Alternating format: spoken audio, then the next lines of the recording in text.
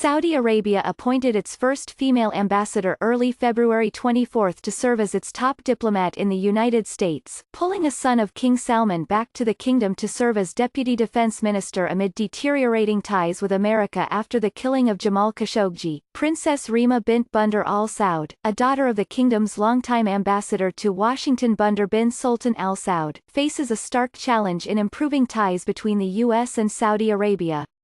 She replaces Prince Khalid bin Salman Al Saud, a son of King Salman and a former fighter pilot who insisted after Khashoggi's disappearance October 2 that the Washington Post columnist simply left the kingdom's consulate in Istanbul. Instead, members of the entourage of his brother, Saudi Arabia's Crown Prince Mohammed bin Salman, allegedly assassinated and dismembered Khashoggi inside the diplomatic post. The Post, citing unnamed sources in November, also reported that U.S. intelligence agencies reviewed a phone call that Prince Khalid had with Khashoggi, in which he allegedly told the writer he'd be safe going to the consulate to retrieve the documents he needed to get married. The newspaper said it was not known whether the ambassador knew Khashoggi would be killed, though he made the call at the direction of the Crown Prince. The Saudi embassy in Washington has denied the call took place. Princess Rima, who studied in America and is known in the kingdom for her philanthropic work, lived in the U.S. during her father's over 20 years as the Saudi ambassador there. Her father also served as the head of the country's intelligence service. "I will work with God's permission to serve my country, its leaders and all its children, and I will spare no effort to that end," Princess Rima wrote on Twitter after her appointment. Her posting comes as Saudi Arabia under King Salman and Prince Mohammed allowed women to drive last year.